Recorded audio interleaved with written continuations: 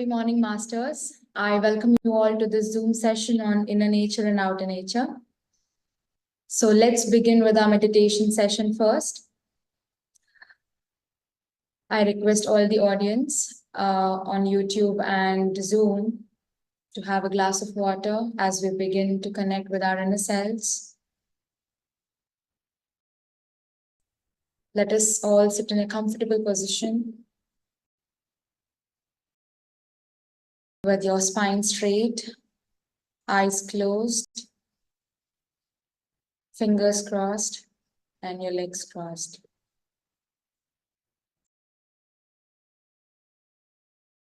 Let us start with deep breathing. Breathe in, breathe out. Breathe in, breathe out. Breathe in,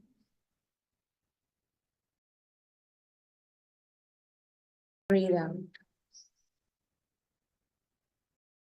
Try to bring the air down to your stomach and slowly release.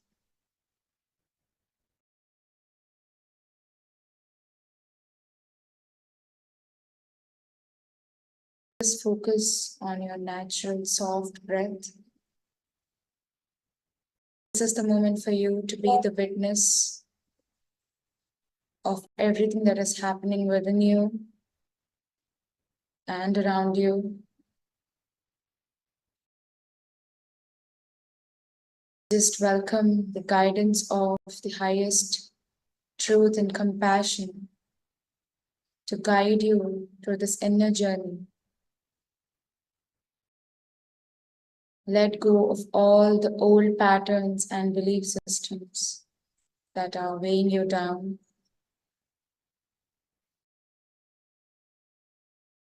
Just connect with the source, the soul, the super consciousness within you.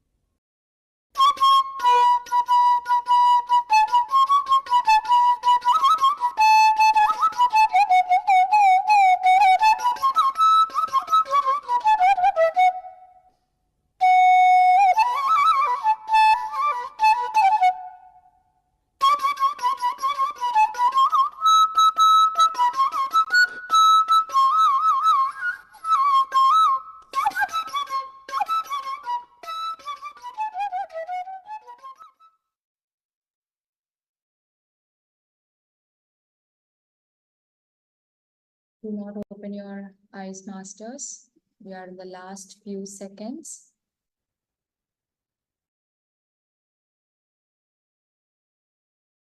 5, 4, 3, 2, 1. Slowly place your hands on your eyes. Feel the energy.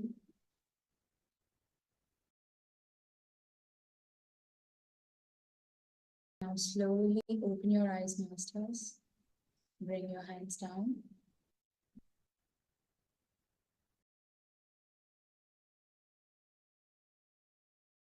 Thank you so much, masters. Thank you so much for joining the meditation session.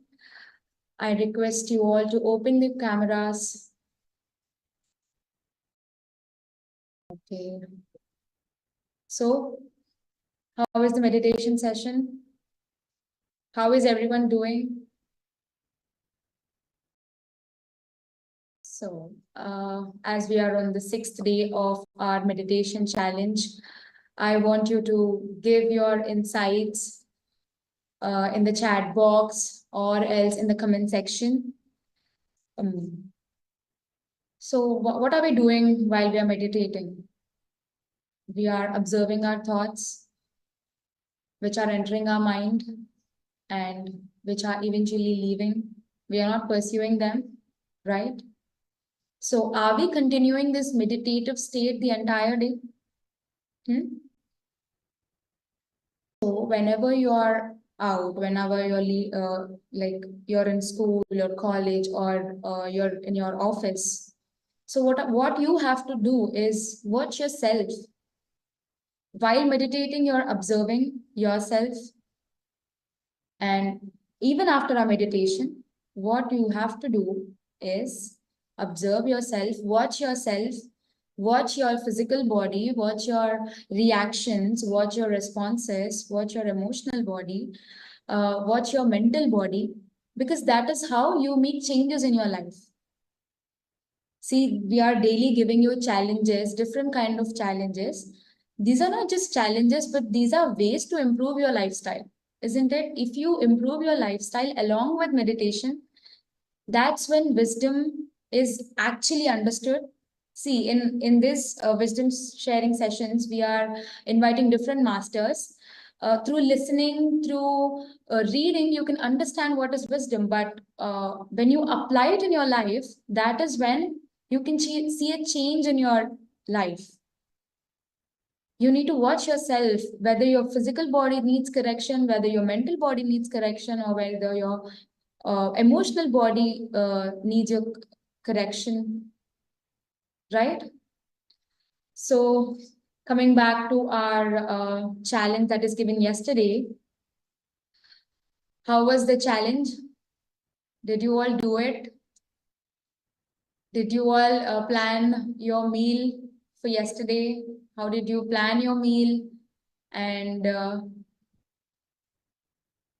how did you store, like first out the formula that I have said yesterday? Use the older food items first, then moving to the newer ones.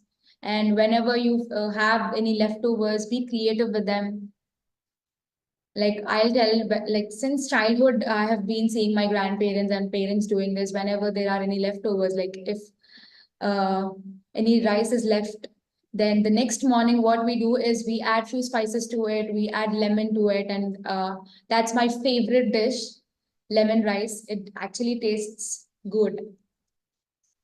So moving to the next segment, that is our favorite session, wisdom sharing session. And today we have Dr. Shehla Alvi with us. She's a distinguished psychiatrist and therapist with over 2 decades of experience, advocates for a nuanced approach to clinical practice. She emphasizes differentiating disorders from issues and minimizes medication use. Dr. Alvi employs a holistic three-dimensional approach and specializes in body therapy. She conducts workshops in Pakistan, focusing on reconnecting individuals with their inner nature. Her therapeutic practice encourages self care, exploration of deeper selves, and a path towards growth and healing, reflecting a commitment to empowering individuals to embrace their inherent wildness and live authentically. So, let us all invite Dr. Shehla Alvi. Over to you, ma'am. Thank you so much for accepting our invitation. Thank you very much for inviting me today and giving me space to share whatever I can share today. I just wanted to have little understanding. How much time do I have? It's 1 hour? Ma'am, you have 45 minutes. From 45 minutes. 7:45. And then, okay. Then we'll have a question and answer session. Okay. So I was so in life, what happens is there's so many stages we go through all the time. At one stage, we are at one place and one thought process, one kind of process is happening within and outside us, and then it keeps on changing as we keep on changing, and the layers within us are being healed, and the new layers keep coming. So when I would say that I started the journey of fairness a very, very long time ago. And with my field therapeutic practices, my wild therapy practices, and then meditation and yoga came in my life, and Patriji came in my life, and then things changed completely in a different realm. In the process, which I feel that all this process, I'm very much inspired by Rumi as well. So coming from Rumi's perspective, which has also obviously Islamic perspective, and Rumi is not a ritualistic Muslim; he was a Sufi. So there was a lot of emphasis on love, you know. And all, if you see, however, he only wrote 4 poetries on love. The rest of it was always on spiritual growth. And but then whatever we came with, Rumi is all about inner journey. It's all about connecting to oneself. How can we let go of ego? How can we let go of attachment to the worldly things? How can we connect? And the concept of lover and beloved has been given to us very clearly. At least to me, it came from that. I'm not saying that he was the only one. I think today, as my topic was love for peace, I would like to start from this notion of lover and beloved. So, in a very cliched manner, uh, the prospect of lover is a male. In if you see a lot of poetries, and a beloved is a woman. You know, a woman who's beautiful, has beautiful eyes and lips and color and complexion and blah blah blah. And lover is a man who is in love with her and wants to and desire for her. And the beloved is somebody uh who is not very considerate about the lover. She can betray him, she can leave him, and there is a constant desire, push and pull between lover and the beloved. That's a very regular understanding. So when we think about the word love, it comes to be, oh, it is going to be a love story per se. Like when I say people that I'm a wild therapist, the first thing, especially in men's, usually comes is, oh, there's some kind of a sexual activity involved here. Okay. And with women maybe thinking same, but they usually shy to say it. So the wild therapy is about working with nature, through nature, the healing the nature has for all of us, already inherent, the quiet, the silent nature, and how to connect to it, how to listen to it. And similarly, the concept of lover and beloved is also not this notion which we grew up with, listening to poetries and literature. the way it has been interpreted, I would say. And then the folklore stories of Laila Majnu and Shiri Farhad and Sassi Pannu and Soni Maiwan. I believe a lot of times, at least I can talk about myself. I do not want to generalize with other people. People are much more learned and have better understandings. So for longest time, I thought, oh, it's a love story, and there's so much tragedy in it, and why the is tragedy? Why love always ends in tragedy, and so on and so forth. But as I started growing up emotionally and spiritually and intellectually, I started to realize that it's about the story. So the lover and the beloved is just the projection of the processes happening within us. So the first thing I would like to say is the journey is to become the lover. E- Even if you're a female or if you're a male, it doesn't matter. So, beloved, in the journey of love, lover and beloved, beloved has no existence. Beloved is just the projection of reaching somewhere, being somewhere, becoming someone. You know, even when we say, oh, between a human being and a god, the god is the beloved, and human is a lover. And what is this love story between a god and a human is? Or you say between human being and the nature. I usually call God as nature. So God and nature. So how can we come together? So the journey is to come together, to come in unison, come in the same frequency. So if and that can only happen when I as a woman or I as a man aspire to become the lover.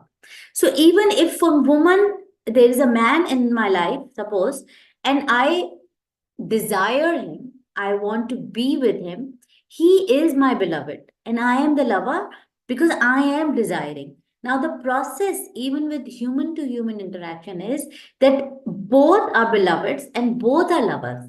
And the lover, the definition of the lover who goes through pain of transformation, the pain to go towards the beloved and let your ego go away. Be egoless. Now, it's an idealistic version of it. Now, I wouldn't say that all we can be an ideal and become egoless, but just going through the transformation, and the transformation never happens without pain. So something very, very important is that transformation cannot happen without pain, which means that there are layers and layers of ego, there are layers and layers of misconception, there are layers and layers of desire to be loved, instead to love. And this somebody love me, somebody take me, somebody give me something. And that is where the attachment. So then what we do is love is a connection, but then we misunderstand it as an attachment. So I want to attach to you, instead of connect to you. So there's a difference. So attachment is attach. This cannot happen because we are not made like this. We are humans. We have feet, we have hands, we have mind which works individually. So the if I'm going to get attached to the other person, whether it is a guru, a teacher, a lover, or a parent, or a sibling, or anybody, or a scene, or a landscape, I'm limiting my possibilities of growth. However, when I say I connect, see, I can move my fingers, I can move my hand, I can walk, I can talk. And that's what the connection is all about. That's what the growth is. And slowly and gradually, what happens that the lover, when starts transforming, then the concept of the beloved becomes redundant. Then there is no beloved. I am the beloved and I am the lover. And that is something very important to understand. And I feel that's what we've been misled by misinterpretation of it. Even in love folklore stories, if you read them clearly and understand them, so if you see in a Sassi Pannu story, the Sassi was a beloved. Pannu was a lover. But in the process, Pannu went away. There was no Pannu, and it was the story of Sati, and Sati got transformed and became the lover. And same goes for Soni Mahiwal, Soni became the lover in the end, because she got transformed. So the death in the folklore stories of love stories is not a death, it's the transformation from the beloved to the lover. So the death of that being which is stuck on attachment, which is stuck on getting something instead of in the process of giving. And when the two people, I'm giving examples of people because it's much easier to identify right now. If two human beings who have become lovers in their own way, and then they will connect to each other.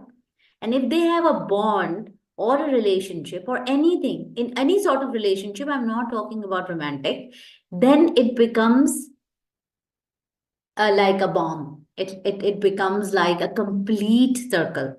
Then the two people are flowing in the flow of the universal energy, and they are giving and receiving constantly, not forcefully. It becomes an effortless journey, and that's what is. And then when we become aware and walk on that journey, then the peace keeps coming. When I have peace, then I have nothing out, no pain outside for me to project on people. There is no hatred which is going out. There is no destruction which is going out. And that's where the love becomes the journey of the peace. We say, and how it happens, obviously, we're going to come to it, but it is very important to have an understanding of the journey of transformation. There is no, there can't be a journey or a path which doesn't have pain, which doesn't have sorrow, which doesn't shed skins. I was reading Chogun Trungpa yesterday, The Path of Suffering, the book, and it was so amazing. They say people think generally, oh, I am walking on the path. So the lot of time people think that the path has been laid, it's all being done, and it's a great road, and there'll be maybe motels on the road by the side, and there'll be snacks and there'll be fruits, and I'll just be walking down the path and reaching that place where I need to go. But that's not the definition of the path. The path of transformation, the path of love, the path of change is that you set up on a journey and you pass on to the obstacles in the path. You'll clear the path. There will be, thorns on the path. There will be rocks on the path. There will be no path.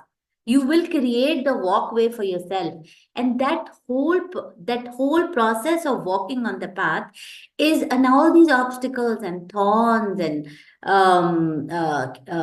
rocks and pebbles and trees falling down or animals coming is nothing. These are our desires, these are our expectations, these are our emotional wounds, these are our karmas and lessons which we have not learned, and whenever we are going to learn those lessons, when we are going to go on to the path, I really want to say to all of you, it's not going to be hunky dory. If you are thinking that you are setting yourself up on the path of meditation journey, it's going to be hunky dory. No, it will not. A time will come when you start delving deeper on a regular, serious, and sincere practice. As Patriji always said, you have to be serious and sincere.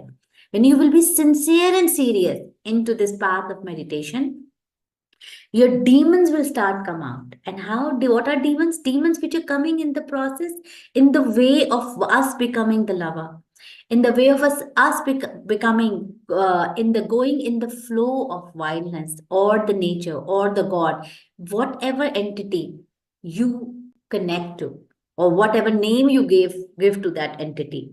So when your inner nature is in unison with the outer nature, let's put it that way, because that's what our umbrella is right now. So the inner nature to become in unison to the outer nature, you will go through to the path of pain, and the sufferings will come out, and the isolations will come out, and the people will go out of your bus of life, and you will feel an nihilism towards the world, and there will be a fight within you, that you want to hold on to desires, you want to hold on to those things which everybody around us is going through, you know. And then, and that desire, that fight, and these are those obstacles on the path, and you need to always going to sit with them, feel the pain, feel the emotion, let it come to you, let it flow into you, and that's where you're going to sit, close your eyes, meditate, connect to your breath, allow that poison to come out and flow out of you. But when it will come out and will create, because it's going to be against the gravity to begin with, it is going to be painful, very, very painful. You will see that your anger has increased, your sadness have emancipated, or not emancipated, has enhanced. You become extraordinarily anxious, you're crying a lot, you have lost the desire to eat, or you know, wear nice clothes or whatever it is, or to earn money, and it is going to be painful. So the path of love, which cannot happen without meditation, and meditation is connecting to the breath, means change, which is happening all the time, every moment, is going to have pain, and then amazing rewards, and then a time when there's nothing happening, just quietness, and then pain, and then quietness or reward. And this is what is going to be the path.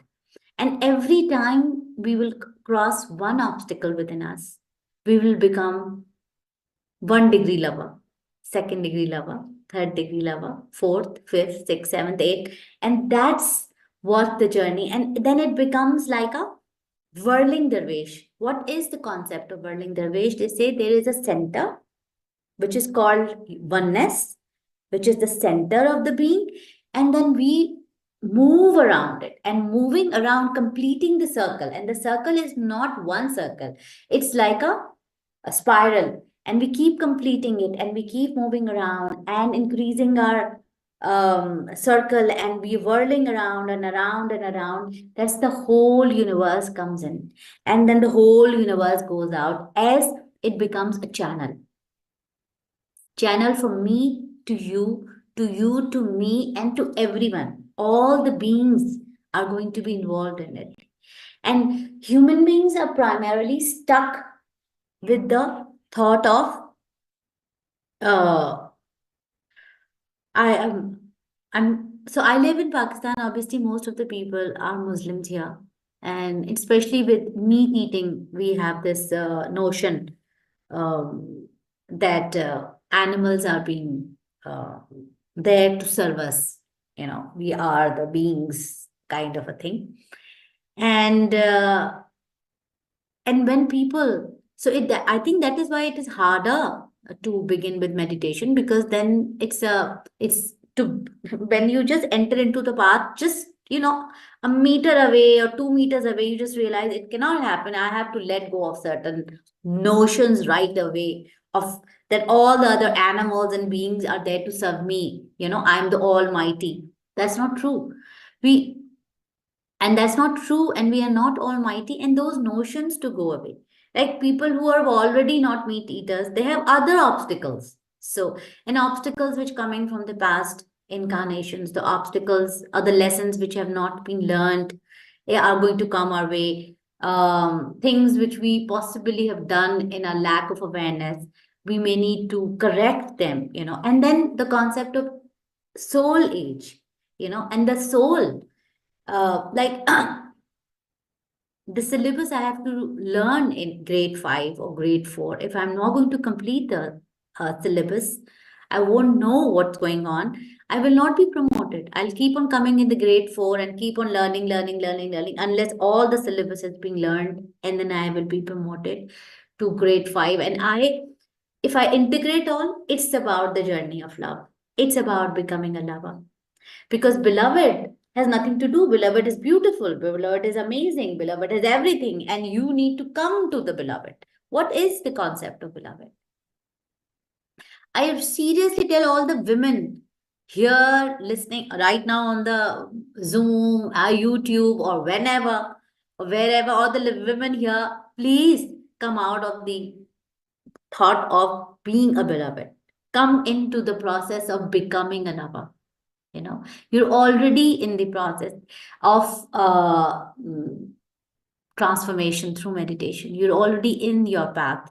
So the path is to become a lover. And this notion about sexuality is to be loved. No, I mean, sexuality is also a path to learn to become a lover, to learn to become vulnerable, to learn to become authentic and honest. And there's a distinction between honesty and authenticity. I don't know how many of it I'm just saying it because I feel I need to. I really, if some people think that we already know all of it, so I maybe take it as a reinforcement. So the honesty is, for an example, I say, oh, your picture is not coming good. You don't have a good camera. I'm honest. I'm telling you this. I don't like what you are doing right now. I'm honest because that's what I think and I'm saying it. But authenticity is I really mean what I say. What I say, I actually do what I say.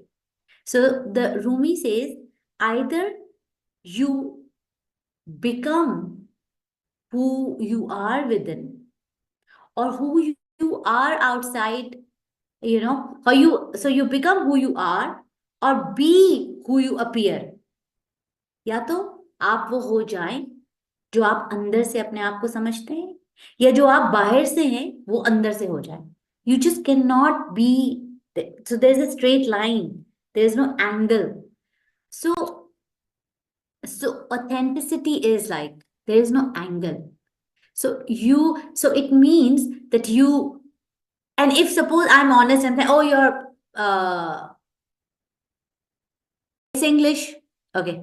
So I really sorry. So honest is one thing. Oh, I don't like this picture. I don't like your program. It's not. I don't think so. It's for me. I'm honest. I'm saying this.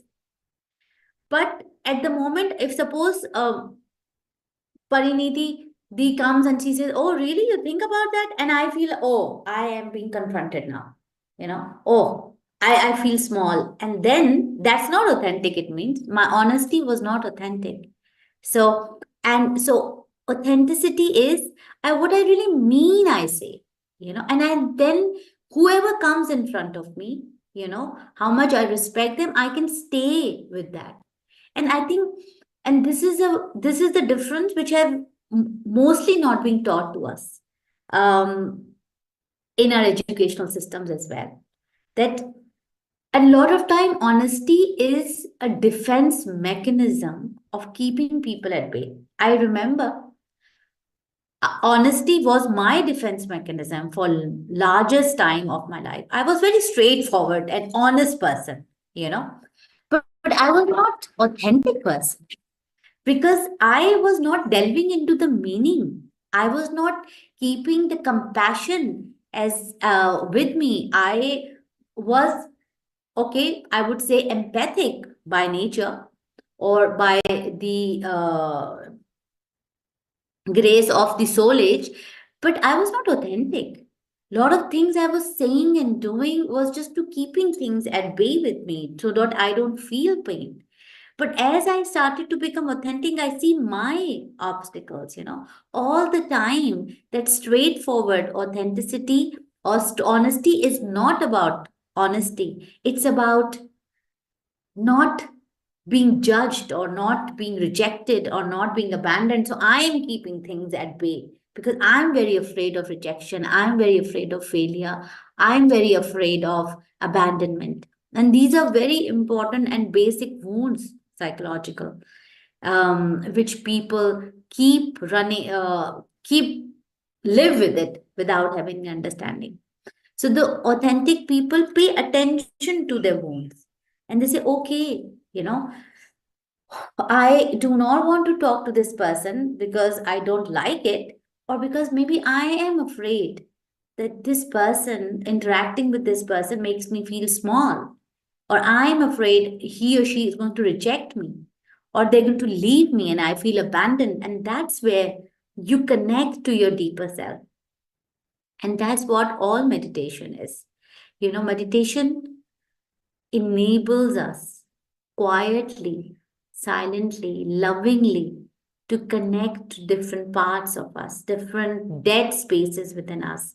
And then what they do is the dead spaces are getting energy from the alive cells. And then the energy starts flowing through the breath. And breath is that flow which takes the energy from one cell to the other, from one cell to the other, and allow the dead spaces to become alive. So whenever the dead spaces within us are going to be alive, the toxin, the poison, the deadness, which the decay which it has inside of us, when it is going to come out, is going to be a pain. And if you're not interested in being in pain, if you're not interested, if you think enlightenment is just happiness, no, enlightenment goes through processes. And then enlightenment goes through the soul ages.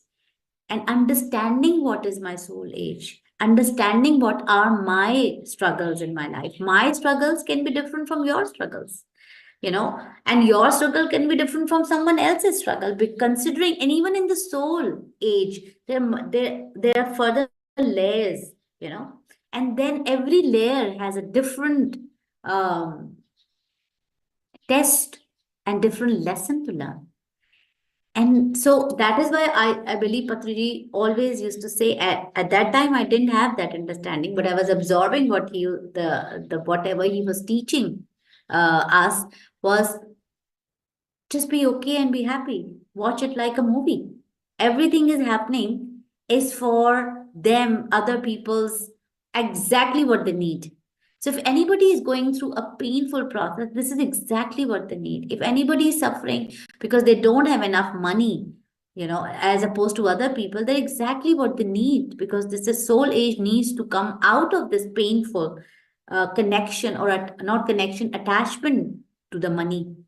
And people who have lots of money, and they have different kind of lessons to learn. It's not that they don't have lessons, that their lessons start to become refined also. So people who have spaciousness of finances in their life, and but they are not obsessed about money, you know, and they don't have to think about a lot of money.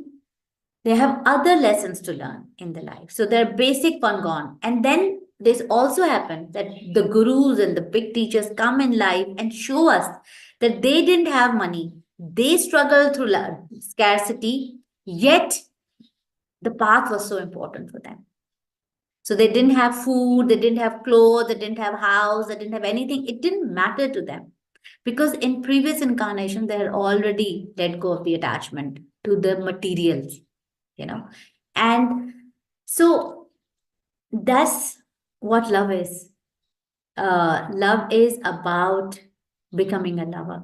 Love is about being in transformation. Love is about allowing yourself to change, to become aware and mindful of your attachments, whether it is with food, whether it is with clothes, whether it is with shame, whether it is about how do you want to be seen by other people, whether it is about to have other human beings and to be loved, you know, or whether it is an obsession about romance, whether it is an extreme obsessional attachment towards sexual connections, uh, towards wealth, power, or sometimes people have a lot of I would say, obsession and connection with art, all the artistic abilities. But a lot of people, if we have seen that a lot of big musicians in the past and currently, they just, either indulge into drugs or commit suicide in a painful manner.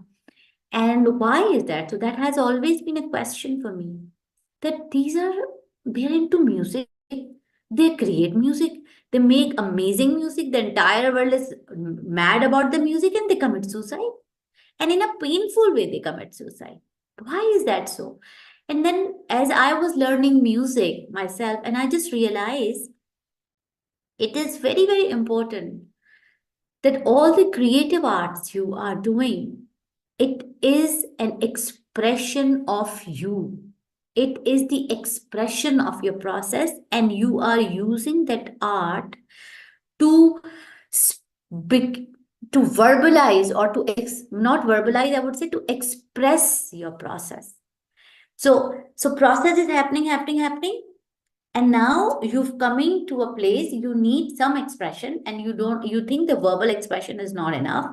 You're using that artistic modality within you, and we all have artistic modalities, to express it on a paper, on a canvas, on a musical instrument, so you can get clarity of your process.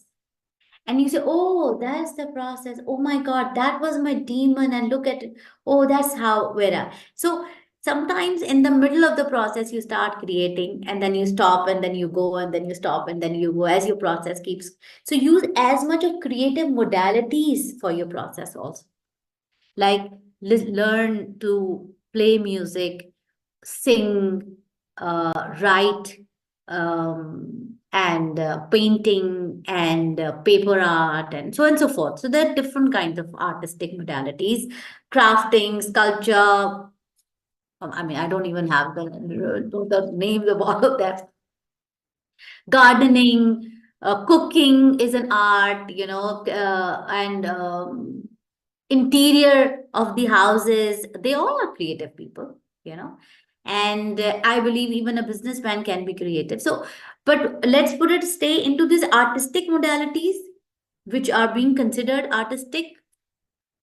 When we use all those modalities as a way of expressing your inner, which you are connecting to, not a projection. Now there's a difference. A lot of time what people do, they project their pain without connecting it. They want to disconnect from their pain, so they create amazing music, but this is not the process, that's the pain which they don't want to connect to. And that is why the lack of connection and creativity keeps on happening, because they are creative by stance, and the pain of it becomes too much, unbearable to verbalize. And then the lot of fame comes their way, and a lot of people are idealizing them, that there must be gods and so much. So it becomes much more difficult for them to express that I am in pain, it's my pain, I feel helpless, hopeless, I'm nothing, I'm suffering from shame.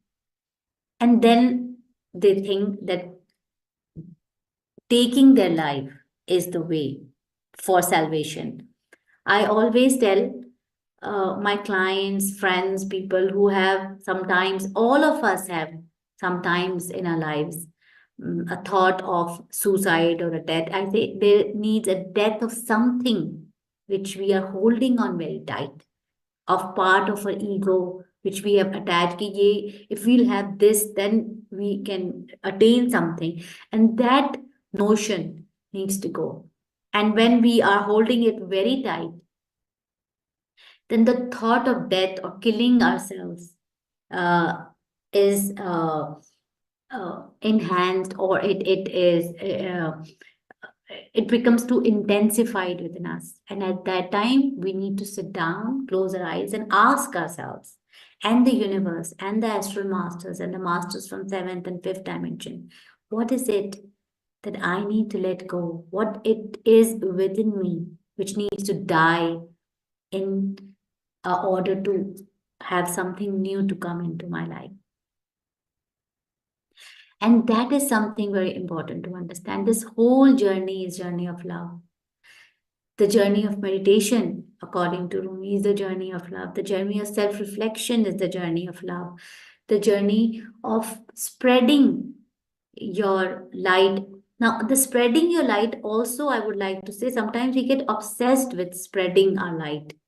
However, I am a light. My presence is enlightening my surrounding anyways, as long as I am available and I'm connected to it and I'm there with that, with my being.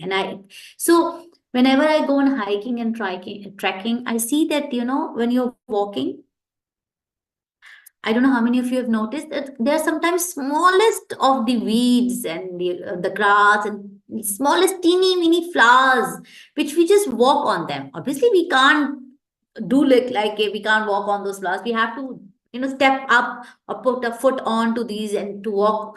And I just often see that what is their presence means to the universe. What is it?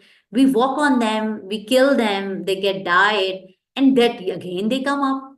And that understanding came to me that anything and everything in the universe, no matter what is the volume it occupies or a space it occupies in the universal bigger canvas, it is a light and it is very important. And it has its meaning, it has its presence. I can see it or I don't see it, but it has its presence, like viruses, like bacteria. They are very important to us. They have their presence. I cannot see it or I cannot appreciate it, doesn't mean it doesn't have a presence. It is coming up again and again. It's sprouting again and again. It means it has presence. It has a light. Look, yes, yes, that flower has a presence for the bees, and even if it is not for the bees, suppose it has presence because it is enhancing the beauty. It is enhancing the depth of the universe, the universal frequency. It is the part of that frequency. Without that dot, maybe the frequency cannot find its complete composition. So it is not necessary that everything is being needed by everything else. Even if it is not needed, it is the part of the frequency. And I think that utilitarian approach needs to go. Yes, the next thing is love has become a utility, you know. I must give this to you, you must give this to me. The mother means this to give this, father means to give this, child means, husband means, wife means, friends mean, guru means, teacher means, No, love is just the presence and accepting that my presence, no matter how much pain right now I have in my being of transformation, my presence is enough. Whether I don't, what is meditation? I am not moving, I'm not talking, I'm not doing anything, I'm not seeing anything. I'm just closing my eyes and I'm connecting to breath. And I can do it for entire day. I can do it for weeks and months. And I'm not moving an inch from the space where I'm sitting. It means that I'm useless for other beings, for other people, for my parents, for my children, for my dog, for my house, for my clients, for my patients, for my environment, for my garden. I become useless because I'm not doing anything. No, I'm not. I'm still an energy being and I'm still emitting an energy. So utilitarian approach has also tarnished the concept of peace and the concept of love. Love means doing something all the time. No, love is being and understanding when I'm in my being. Whatever I do, it will be love. Because I will not do anything which is going to harm the universal energy and frequency. And that's what understanding is. And so one another thing, a litmus test for all of us, if I'm doing something which is harming, and my intentions, I'm not clear with my intentions, I'm moving but my movement is not giving, is not enhancing my frequency. Let's forget about other. If it's not enhancing my frequency and I'm not clear about my intention, then obviously something I need to sit back, close my eyes, connect to myself again, maybe 5 minutes, 10 minutes, 1 hour, 2 hours, 3 hours, and then come out, open my eyes, and then move again. And then again, I lost it. Sit, close, 5 minutes, 10 minutes, 15, 20, whatever minutes you need, hours you need, and then move on. So this way we can slowly and gradually come out of the utilitarian capitalistic thought process, which is very much prevalent in the society. We are all being tarnished by it. We are all part and parcel of that. And we all are contributing knowingly or unknowingly, unless we do not become aware of that capitalistic and utilitarian approach. Everything is for everything. And everything should do everything and something for the other person or other being. No, it's not about doing. I was just before our this I was on Insta seeing Patriji's thing and the video came up. I said, "Okay, stop talking, stop seeing, stop smelling, close your eyes, close your mouth. The overflow of thoughts, overflow of speech, overflow of seeing, overflow of smelling, anything which is overflowing is disconnecting us to ourselves. And we are more involved in the utilitarian capitalistic approach, which is against the universal frequency. And I think that is something important and important in terms of reinforcement. We need all the books we read. Why Patriji always said read lots of books? Because it's a reinforcement every time. Because the web of utilitarian approach and capitalism is so strong right now that if we are not going to keep our mind alive through reading, our self alive through meditation, and the company of same frequency meditators, it's going to be difficult. Very strange. In the morning, I get quotes um, um, every day about meditation. So something came up that that there are two ways of Maya. The Maya has two possibilities. One is Vidya and one is Avidya. So Avidya is the path of passion and pleasures. Okay, we need to let go of that. Then there is a path of Vidya, where there is obsession about wisdom, obsession about other holy men to connect to, obsession about, to have a kind of a nirvana. And also we need to go beyond that to have a real, to come out of the handle of Maya. Isn't it amazing? Sometimes when we enter into path of meditation or any self-awareness path, we become obsessed with, I need to get up to this level and to that level, to this level, to that. I need to let go. I need to be wise. I need to have other holy men around me, or this and that. Eventually, it is going to be the path of aloneness. Eventually, it is going to be you and you. So, paying attention to the obsession and journey and possibilities, creativity, where you are, and acceptance. This is where sorry, this is where I am right now. I may need to go somewhere else, but this is where I am right now. Like for last few weeks, I have been feeling very depressed, and I was talking to somebody and I was saying, oh, I never felt that depressed. And I just realized this is where I am. And maybe this is the path where something I'm going deep within me.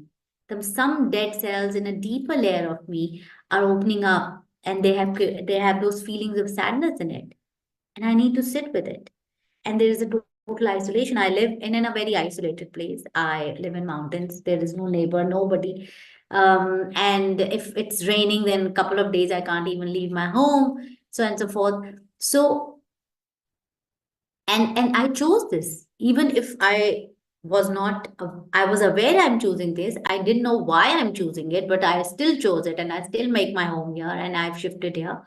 And human beings' possibility is very scarce here. It's only mountains right now, amazing clouds over the mountains, and a lot of nature here. But that's what, and it's that I have chosen that ultimate silence to go into that deeper parts of me. I need to accept that I've chosen it and I'm going to go through it, and it's painful. And I'm also aware the reward is going to come and I'll come out of it. But right now it is painful. And I am in this pain with it. So I think I must end here. 45 minutes have over, and we open for questions and answers. Thank you so much, ma'am. That was really a wonderful session, and that was a great message, to all the women, to become the lover, not the beloved. I Hmm. really loved that point. But Hmm. how do we become the lover? Uh, is So, that how the we become the question? lover again? When we are in the path of connecting to ourselves, the path of meditation, which is open ourselves, open our obstacles, our let go of the toxicity and the pain we are harboring and clearing our karma. That's the path of transformation. As we keep on transforming, and that path itself is called the path of a lover. That itself is becoming a lover. There is no lover is not an entity where it's not an end goal. It's the process. Process when I'm saying, oh, I am in the path and I need want to know more of myself. I want to learn. I want to heal. The moment I get this understanding, and where you become the lover, you know. And all the beloved cannot be only a human being. It can be things. It can be a degree. It can be a money. It can be a house. It can be a notion. You know, so we have different kind of beloveds. So but all of these are living within us, so this one drop is full of possibilities and connecting to that possibility. So when you, as a woman, in a layman terminology, I would say, when you're getting dressed up and you want to really um how I say, ornament yourself and create beauty, a visible beauty, do it for yourself. So you become aware. I am the lover. I am the beloved. I want to love, and I enjoy. Like for some years, when I get ready every day, I wear makeup, jewelry, blah blah blah, and I enjoy myself. There is no one else to enjoy me. I enjoy myself. I had vowed to my on a daily basis.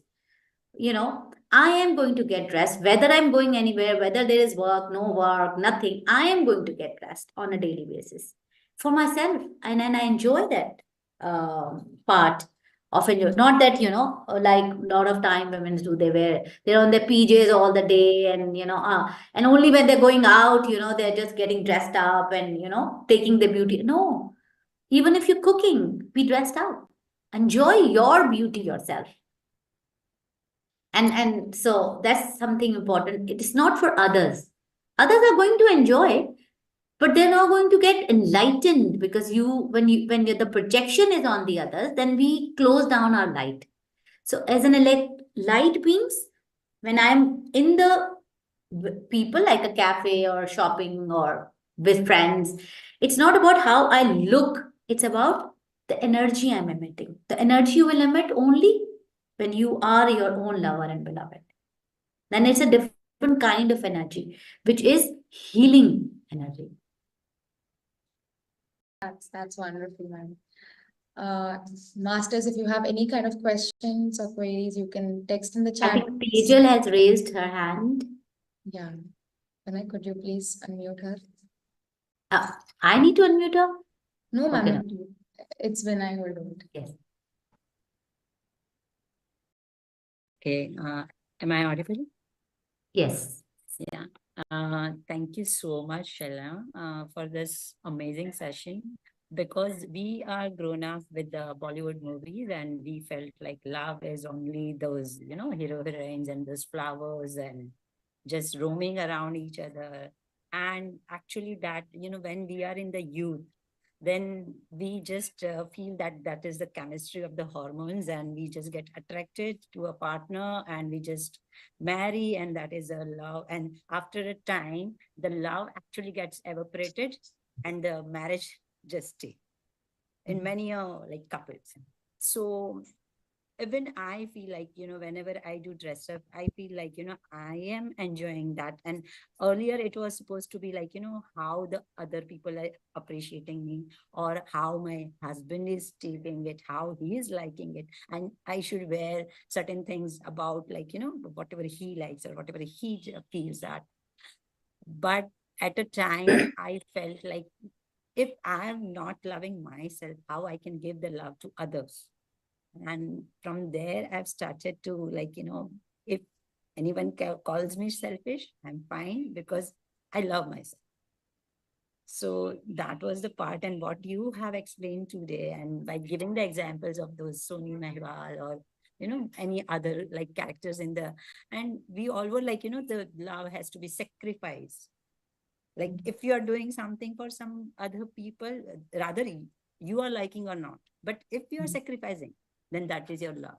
Like even like in generations, we are told like by the elders also, but what you have told, and it's amazing session, what love and beloved, and you can be that one person, and when you are reaching out like Rumi's, and even I love the quotes, and when you have said about that Sufi type of roaming around the center, or it's just mind-blowing that there is the universe and you are part of the universe, and you have to love yourself also, the being at the same level, even that tiniest flower, because the same thing, when even we just track it around and we feel that dandelions are the small, those white small flowers, and why they are the weeds, like why they have grown up, but of course they all have certain their presence has to be there, then only they were created.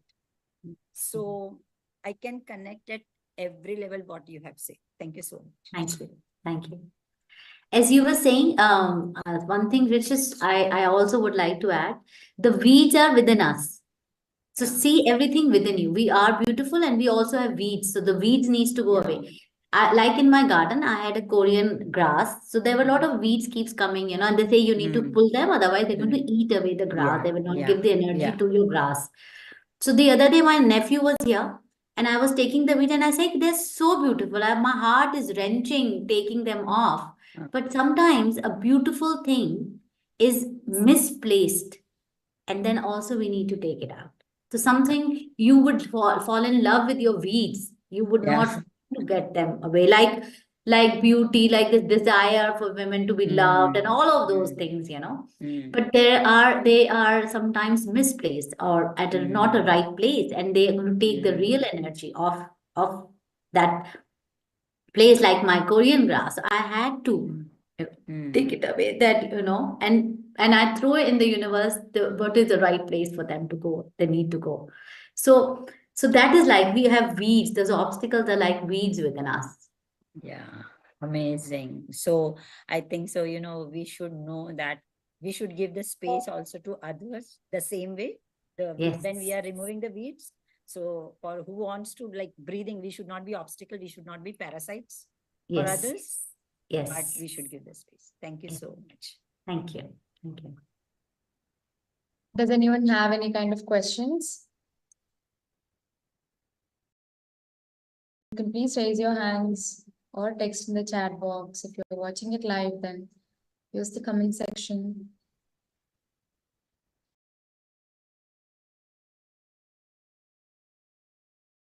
Thank you, ma'am. Thank you for your presence. We would love You're to welcome. apply this in our lives. We would look forward Yes. to implement this. Thank you so much. So let us get to the next segment, that is PSSM SWAG Challenge, which is initiated by Parnita ma'am. She's the founder of SWAG.